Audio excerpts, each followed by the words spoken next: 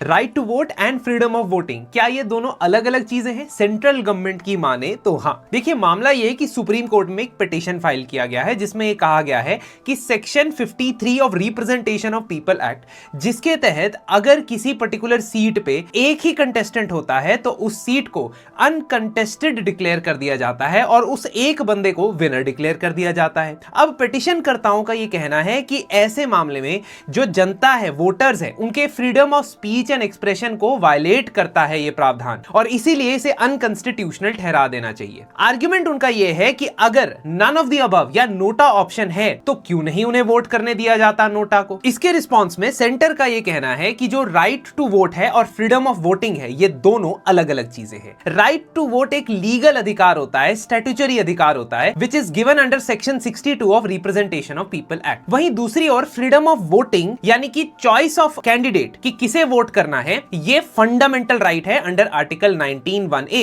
Freedom of speech and expression. ये argument देने के लिए सुप्रीम कोर्ट की पुरानी जजमेंट को इस्तेमाल किया गया, जहां पे सुप्रीम कोर्ट ने भी यही कहा कि जब हम वोटिंग राइट्स की बात करते हैं तो उस पर लिमिटेशन लग सकती है, जैसे कि अगर आप जेल में हैं तो आप वोट नहीं कर सकते, लेकिन फ्रीडम ऑफ चॉइस, किस कैंडिडेट को वोट देना है, ये आपका फंडामेंटल राइट है। तो जब वोटिंग ही नहीं हुई, पोलिंग ही नहीं हुई, तो ये फ्रीडम ऑफ चॉइस का कंसेप्ट आया ही नहीं। तो इसमें आप फंडामेंटल राइट्स की वायलेशन कैसे मान सकते हैं? सो सेंट्रल गवर्नमेंट का ये भी कहना है कि नोटा को एक कैंडिडेट के तौर पे नहीं देखा जा सकता, क्योंकि अगर आप चॉइस की बात करें तो चॉइस सिर्फ कैंडिडेट्स के बीच में होनी चाहिए। अब इस पर्टिकुलर केस का आउटकम क्या आता है वो तो देखना होगा, लेकिन राइट टू वोट, आप ध्यान रखिएगा कि एक कॉन्स्टिट्यूशनल राइट है, एक लीगल राइट है, लेकिन एक फंडामेंटल राइट नहीं। ऐसे और भी कंसेप्ट्स हम डिस्कस करेंगे अपने प्रीलिम्स के क्रैश कोर्स के अंदर, जरूर एक बार वेबसाइट विजिट कीजिए।